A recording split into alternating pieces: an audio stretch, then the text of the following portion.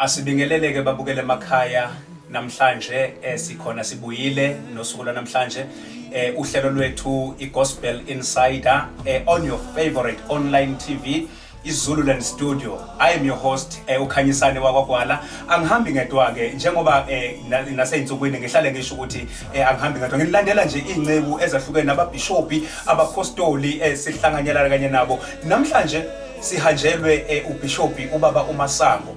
Baba uMasango sawubona baba. Mfowethu ngiyabingelela nami nabo bonke abazalwane egameni likaJesu abasibonayo ezindaweni zonke ezahlukeneyo. Amen. Awu amen. Asimbonge uNkulunkulu kakhulu. Babukele emakhaya ngaphambi kokuba siqhubeke kakhulu nohlelo lwethu. Ngicela nje Bishop usise enkosini sisazoqhubeka nohlelo lwethu nababukele emakhaya. Amen.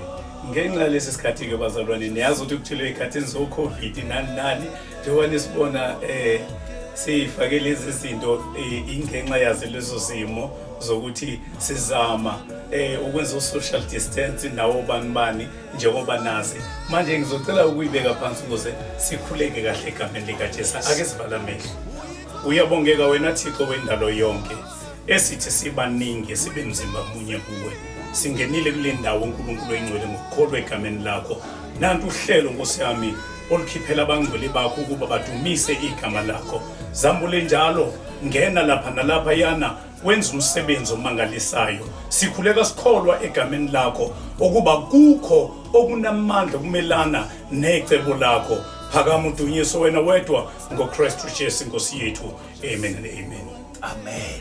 Siyabonga kakhulu Bishop umthandazo namandla. Babukele emakhaya njengoba sengishiloko ukuthi uBishop ubaba uMasango baba asivele singene endabeni. Amen. Mhlawumbe ukuchazela nje ababukele emakhaya ubaba uMasango ungubani baba uMasango? Indaba kaMasango wencika Thixo.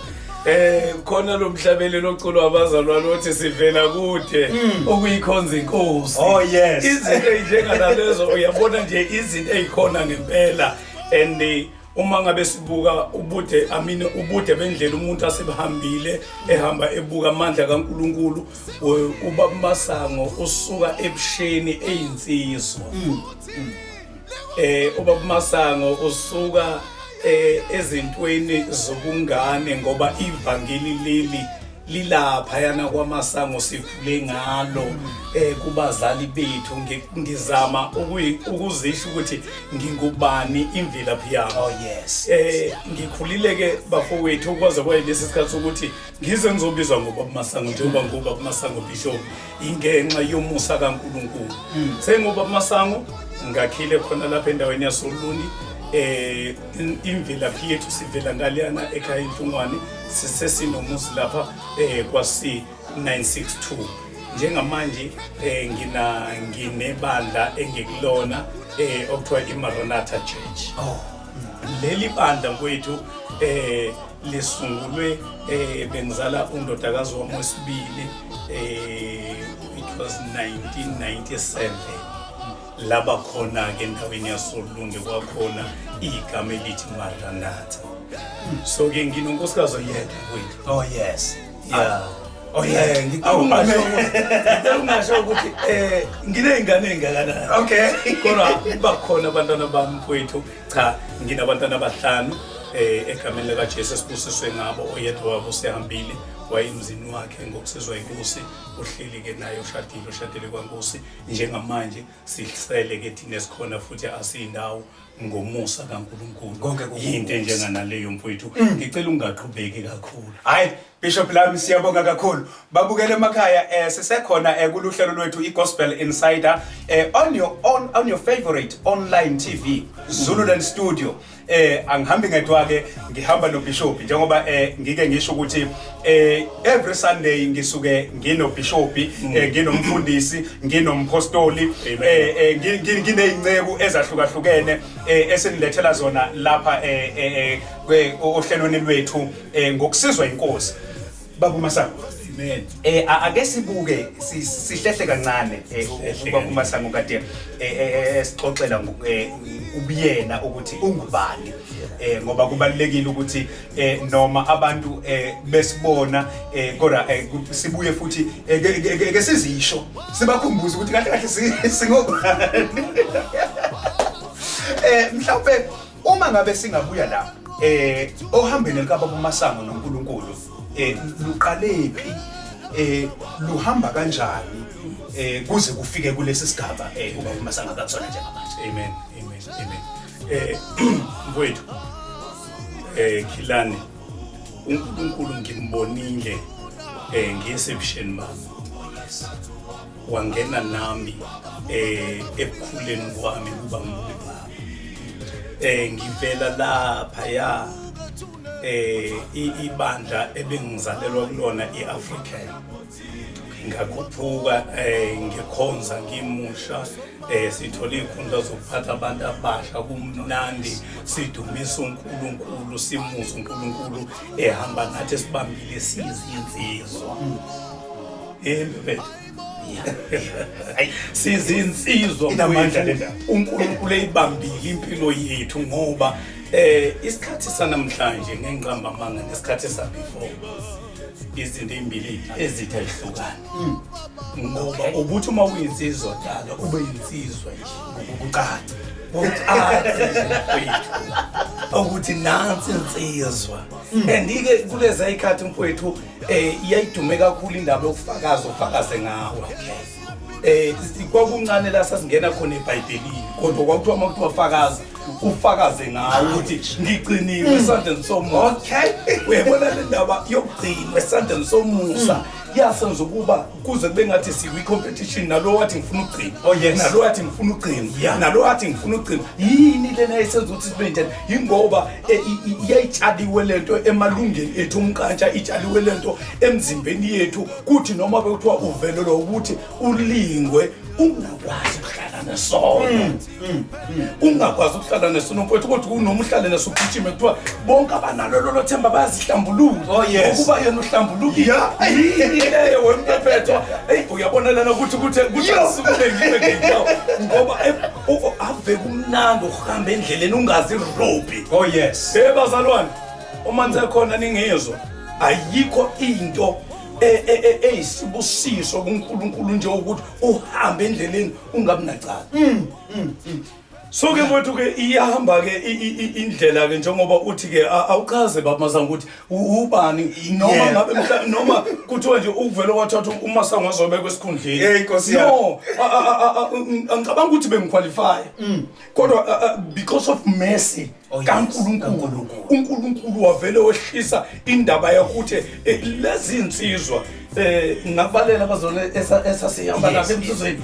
Uyabona ayekufike kubo uBishop Sibiya omunye umfowethu uMusa Sibise osesandulelile nabanye ke abazalwana umfowethu uGwala esasikade sinabe ebusheni sasibalinzi into eyinamandla yokuthi nje insizwe iyagcinwa.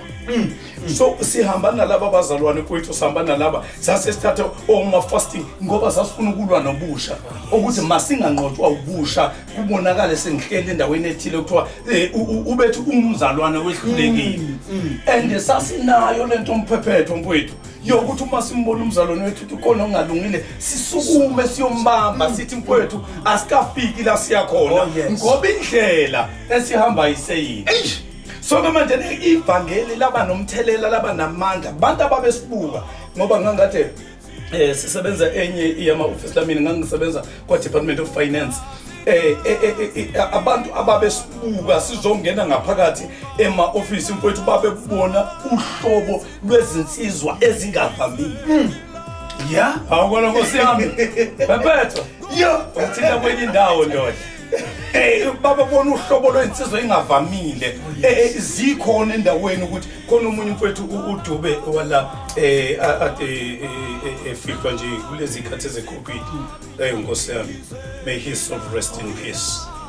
Uhambile mfowethu sasikade sinapho sasithi uma besihlili sihlele sindawonye khona indawo okuthiwa inkantinda ngaphakathi lapho esasifike sidle khona bonke abantu babazi ukuthi khona laba bafana sasu-3 ke sisebenza lapha ngaphakathi babazi ukuthi kukhona abafana abawu-3 and labo bafana bayayiphila impilo yokukhona. So ke mfowethu angazi mhlambe ngexesha lakho ukuthi ngase-ke uNkulunkulu engikhuphula-ke angiyekelena yokuthi sasibaningi ngoba manje sengicishe ngisale sibabili sibathathu abakhona abaningi bethu bangandulelo noma basandulele kodwa laba abafethu abanye abakhona sebechumile manje abanye abafethu bangobishop njengoba ungibiza njena mfowethu abanye bethu bangabapostoli abanye bethu bangabafundisi okungukuthi uNkulunkulu usalokho esibambile ngesandla sakhe.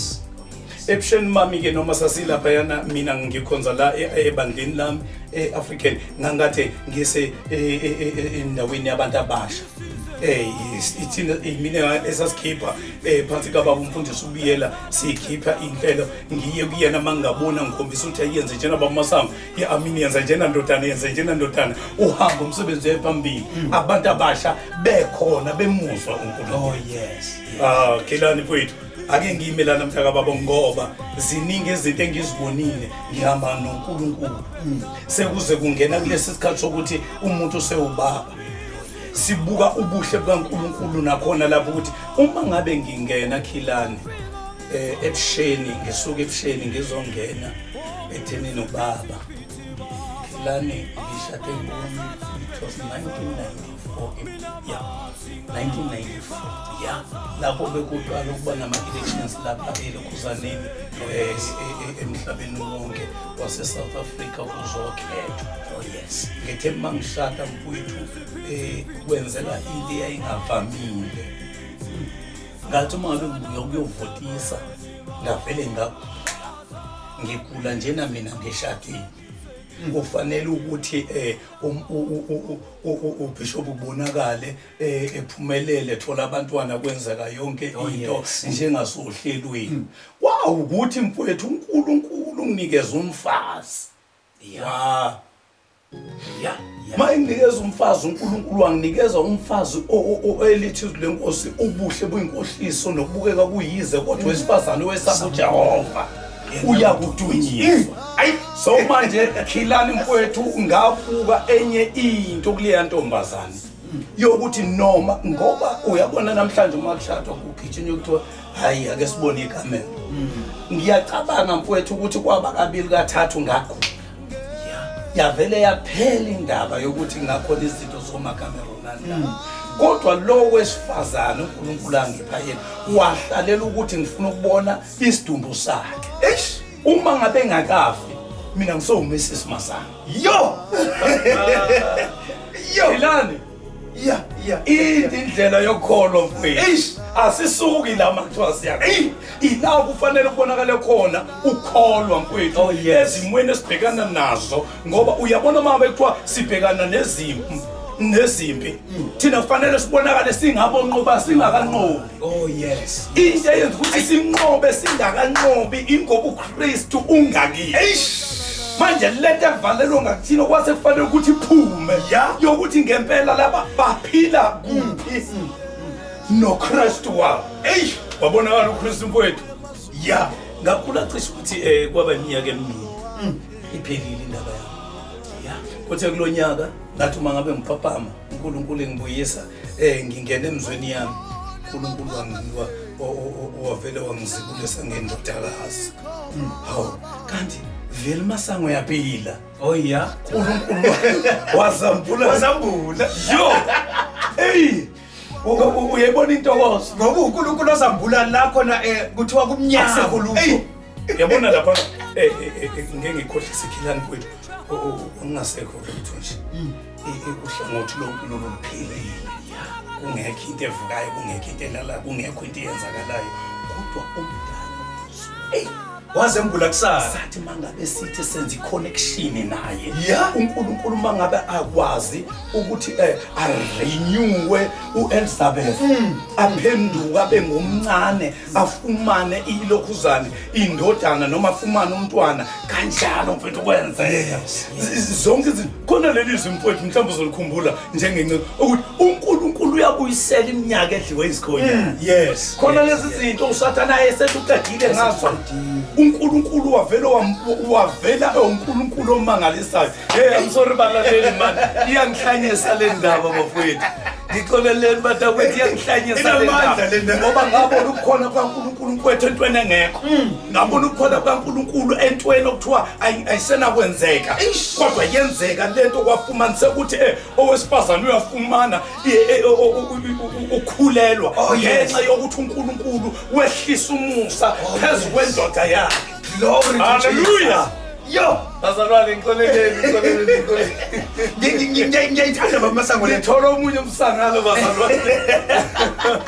Ngiyayithanda baba Masango le yokuthi uma iBhayibheli lisivesela ngokusobala uma lithi kuSara wayesengasenakho okwabesifazane. Yes. Ukuthi wayese beyond ngokwamehlo abantu enyama ukuthi akusekho kuhle okusengavela. Kodwa uNkulunkulu wavela khona lapho sekuthiwa akusekho kusengavela. Ungenzeka kubantu Kuye kuyenzeka.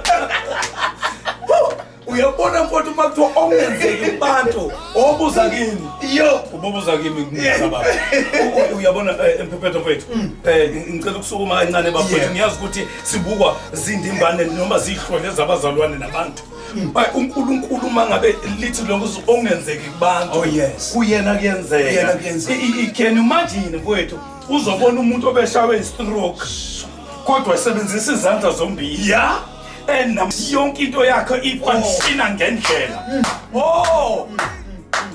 Udumo malume kuye. Yena ophezulu kwakho konke. Hallelujah. Hey, babukele emakhaya. Sisekuluhlelo lwethu Gospel Insider. Sihlele nayo baba Masango. On our online TV. Glory to Jesus. Guys, bavele kwashisa ke manje studio. Nama ngisazi. Baba Masango, sisekuyo le ndaba iyohamba lukwaba Masango uNkulunkulu. Yeah. Mhlawumbe kuleso sigaba uba Masango esehlaselwe ukugula. Uthini uNkulunkulu ngaleso sikhathi? What a mighty God. Nkosami uyisevu. Yo, Umbani uNkulunkulu kanti. Oh yes. Engeyena uNkulunkulu okhonzwayo. Sho. Bazalwane uhambo kwakungathi mfowethu luyaphela. The time ngigula ngaze ngasuka ngaya endaweni okwakuthiwa eJoburg, Johannesburg namanje kuseyiyona. Bangithatha unkosikazi kanye nobhuti wami omdala bangisa kule komunye ubaba okhulekayo webandla iAfrican. Lo baba kuthiwa ubaba uBulala kodwa kahle kahle ubaba uHadel uMthimkhulu. So uma ngabe siya kuyena lento ngendlela yayinamandla ngayo mfowethu uSathane idemoni livimbezele kwakuvele ekhamba umqondo kwenzeke yonke into ubonela ukuthi sokonakele. Okay, masifika lapha yana thandaza kwathandaza khona la athi khona lo baba uNkulunkulu uthumile ukuba ngizosho lokhu according to the word of God. Wathi othinta nina uthinta inhlamvu yeso kaNkulunkulu. Yeah. Ngathi mangabe ngiphenduka ngezwe ukuqhuma la. Ukuthi mangabe ethi uNkulunkulu ngithumile wathi mangabe nje estika ezweni likaNkulunkulu wathi othintane ilapha ngezwe khona kwangathi kuyadlikiza mfethu. Ngathi kwenzakalani kwangathi khona izinto nomqondo engathi uthi uyasanga kanti uNkulunkulu uzobuyisela. Ngoba uNkulunkulu obuyiselayo Mfowethu wa renewa izinto esayingasekho uyabona khona ngicabanga ukuthi la kukhona amabhawodi aye ngasekho kodwa waya kwi-store room sasezweni. Oh yes. Kwazokhishwa lawa amadalwa kwafakwa amasha kwenziwa yonke into according to the word of God. Kwanalezi zinto zokuthi kuyalunja uyabona ukulumbana kokukhona kukaNkulunkulu nomuntu. Yaqala ke lento evula Masango yanyakaza. Hawu kanti kusekhona ukuphilayo la kusekhona ukunyakaza. Lwaqala ke manje uhamba ukubuya mfowethu. Oh yes. 19 1995 oh 1990 yes 1995 wabuya iyalokhuza in September safumana indodakazi. Oh yes. Kwaba indodakazi uqala la sabona uNkulunkulu useyawenza umsebenzi. Oh yes. Zaqala izinto zenzeka mfowethu. Ngizongena emsebenzini kaNkulunkulu 97 nje sekubonakele vele ukuthi uNkulunkulu unendlela ende nami ngoba ukwazile ukungisindisa. Uthi uJeftha ngelinye ilanga mfowethu uma uNkulunkulu ungisindise kulesi sizwe ngasinqoba. Oh yes. uNkulunkulu noma yini engoyifica noma uhlangana nami emzini wami ngiyonikela ngayo. Yeah. Ngathi Nkosi noma yini ofuna ukuba ngiyenze manje ngizoyenza ngoba sengiwabonile amandla akho. Baba ngicela ukuthi kwathi mangabe kubonakaliswa amandla kaNkulunkulu phezulu kwempilo yami ilapho engasho khona ukuthi Nkosi noma yini khona nomhlabelo lothi senginike lekonke kwami kuwe ilapho yothu okwathatha khona isinyathelo sokuthi manje indoda iyatatabuka iyahamba yaphambili ngoba uNkulunkulu wambulile amandla akhe. Zangena izinto zenzeke imangaliso kwathi ngenye imini la ngambona khona ukuthi uNkulunkulu ukhona impela. Wavela ungikhombisa abantu abaningi.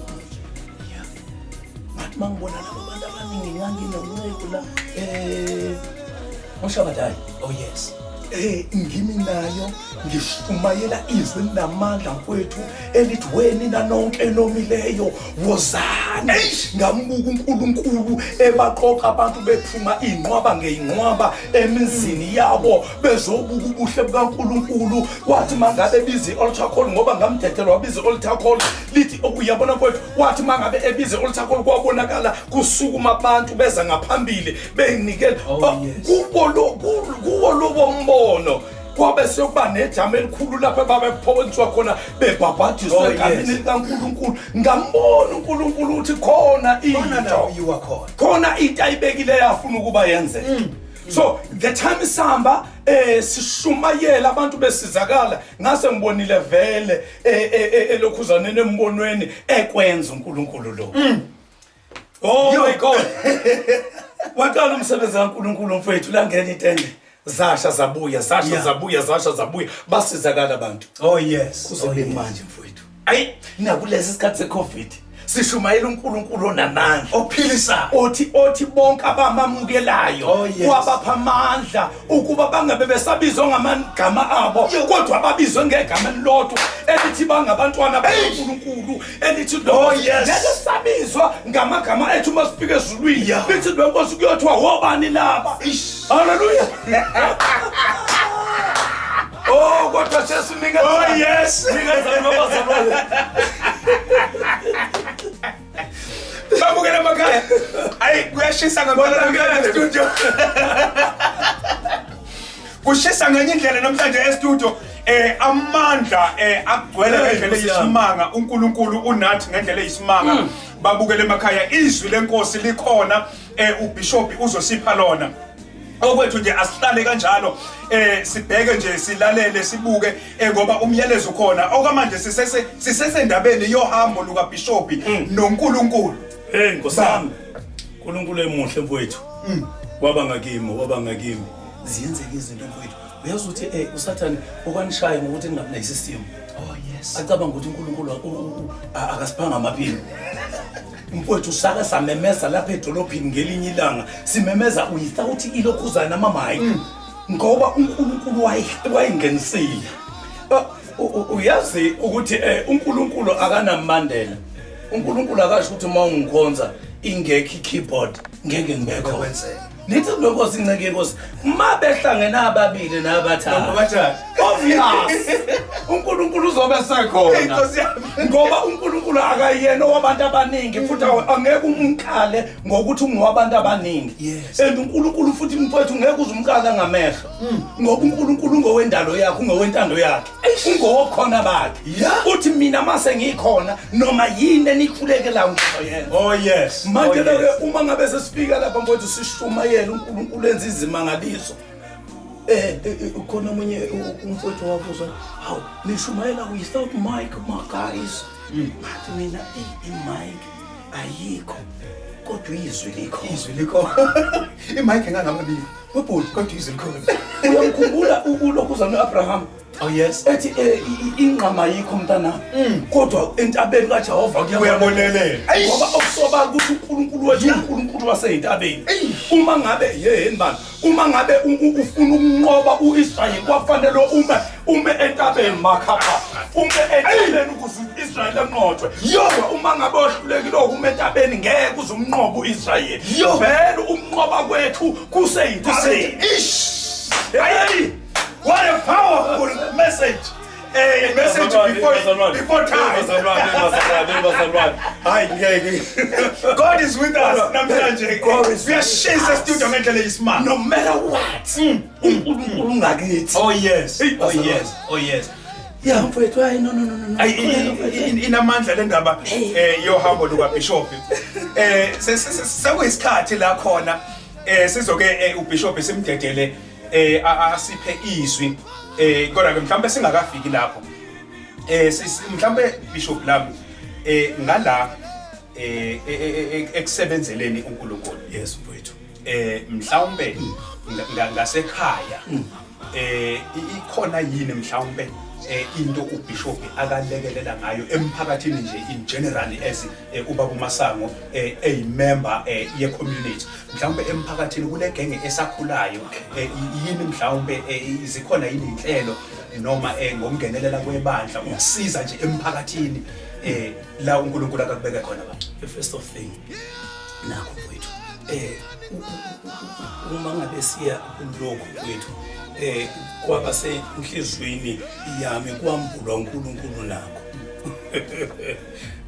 lapha yana ebandleni sinabazalwane abacishe bebaningi abangasebenzi.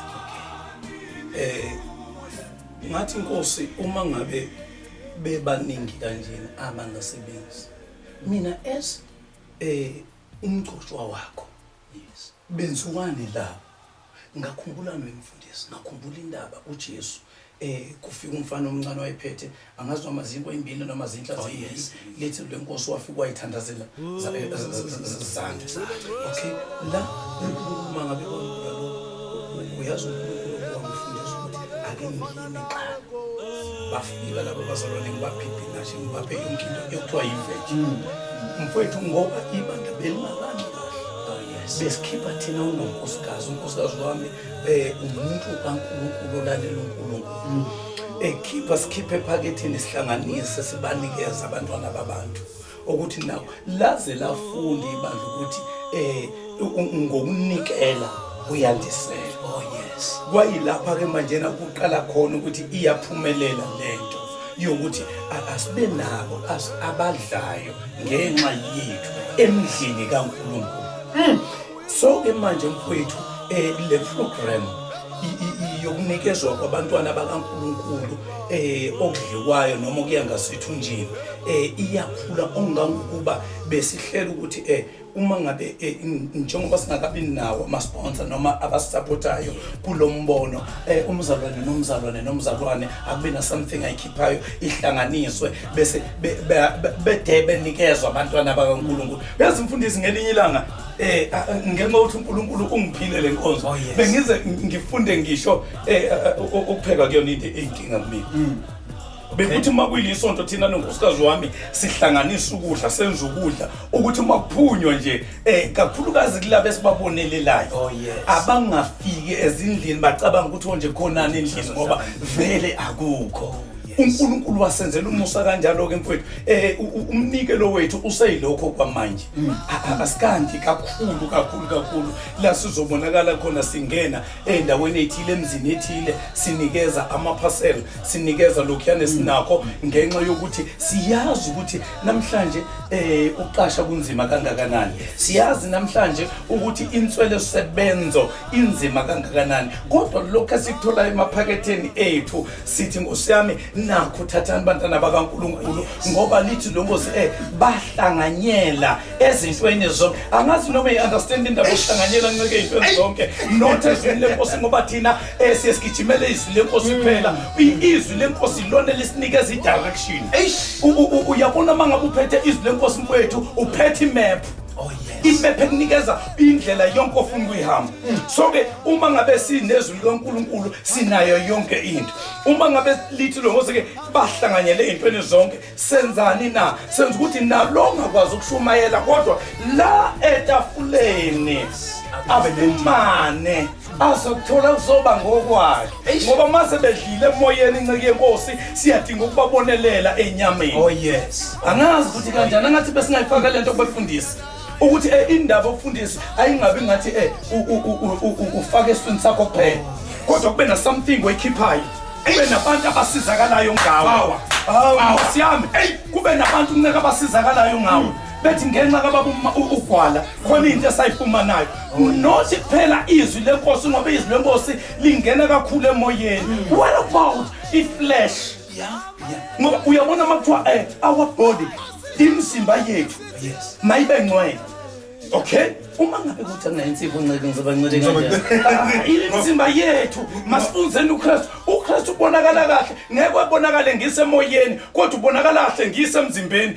bese ngipresenta abantu mina uKristu ophila kimi angithi ibona le ngoma ethi ngaphila ku engaphila kimi Wisimanga lo Jesu uyabona ke manje fanele simveze uKristu ephila emzimbeni walona ongasebenzi aphila emzimbeni walona osebenzayo mfundisi I'm sorry man ngijwayele ukuthi ngasekhaya ngindlela uyabona uma ngabe kuthiwa sihamba sizongena enkonzweni umuntu mayemi lapha akangambona umuntu osebenzayo noma asebenzi phakathi kwemlawo ayi inamandla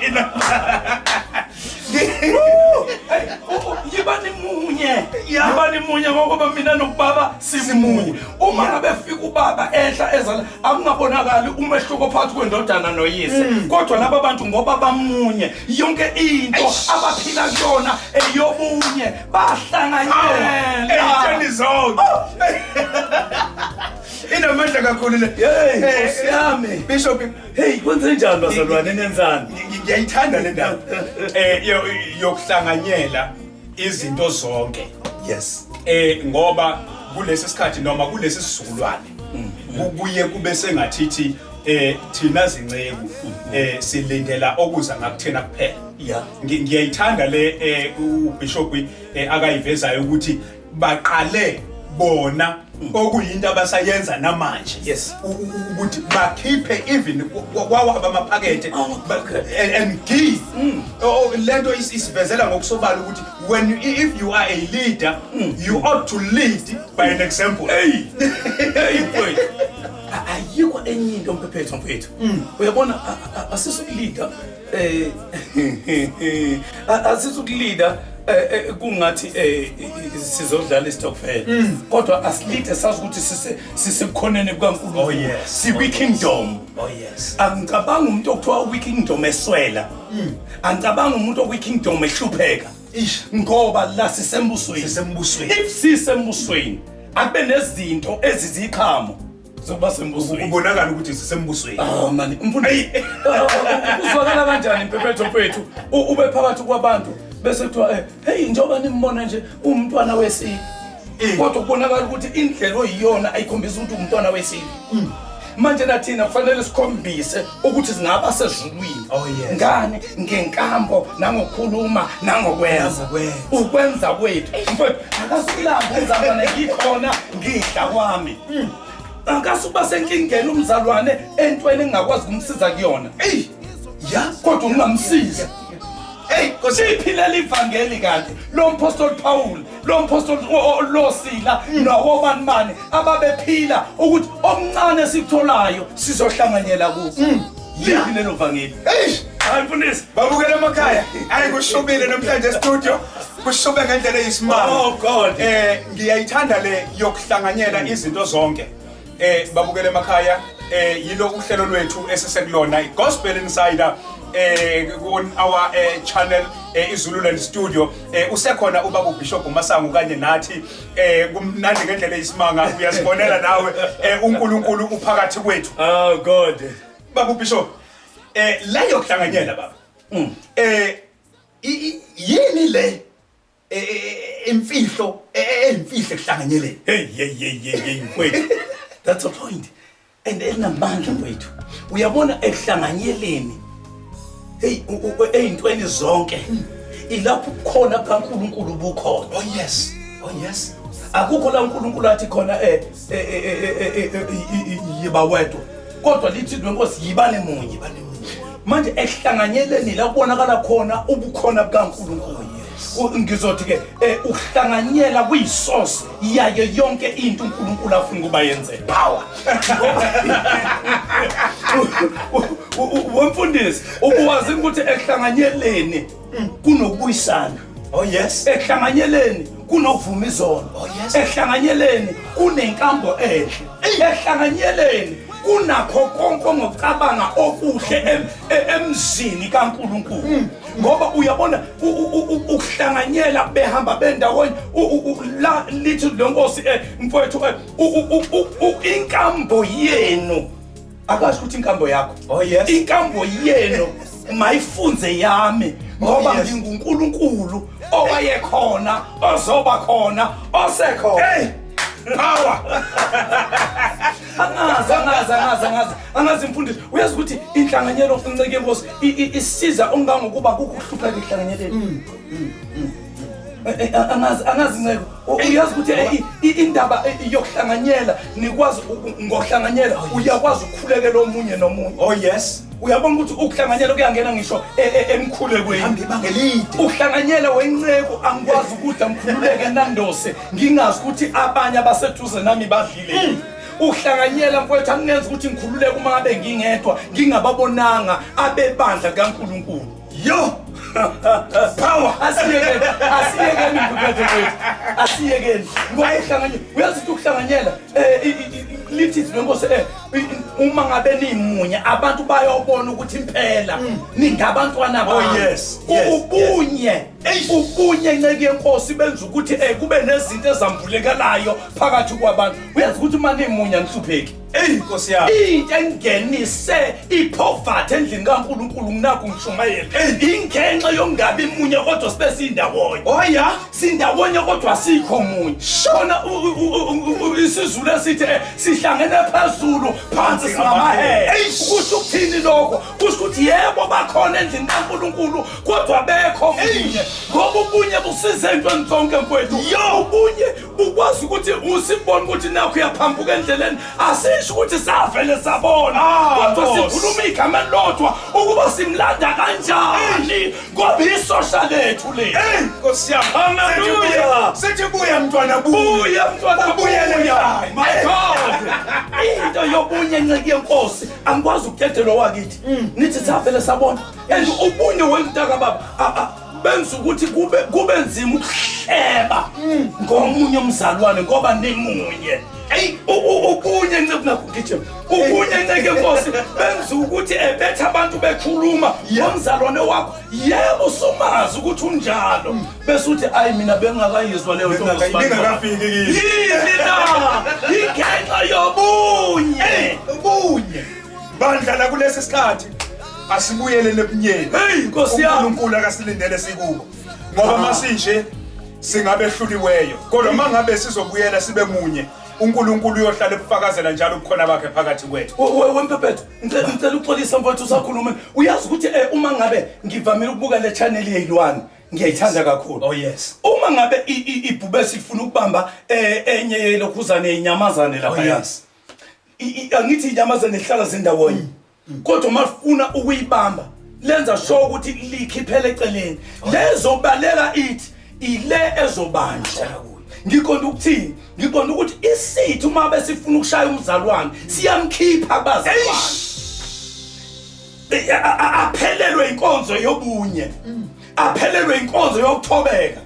umuzwa sethi bethi bamfonela abanye bakubo athi hayi ngisebhizi kanti akekho busy ubaleka kule nkonzo yobuye ngoba ubuye umfowethu ayikho into ebuhlungu njengokudliwa kwesilwane siphumile kwezinye ilwane ayikho into ebuhlungu njengokushayeka komzalwane ngenxa yokuphuma ebunyeni yo Baba Masango isikhathi lesi Bishop la Nkosiyami asiqolele baba kumnandi sihleli nababukeli emakhaya basibukele kumnandi ukuzolanda studio uhlelo lwethu iGospel Insider oluba khona njalo ngamasonto sisuke nje sihleli sidla nje sibuka nje ubuhle buka uNkulunkulu Jesu sekuyisikhathi lesi sokuba siye ezwini Baba Masango lenkosi ozosipha lona ngokusizwa inkosi ngoba ukuhlangana masihlangana kufanele siphinde sihlephule futhi nalo singene eBhayibhelini sithi silihlephula sibuye singene eBhayibhelini ukufakazela lokho esisuke sikhuluma thina singakangeni kulo sekuyiso leso sikhathi babukele emakhaya sokuba sithole izwi lenkosi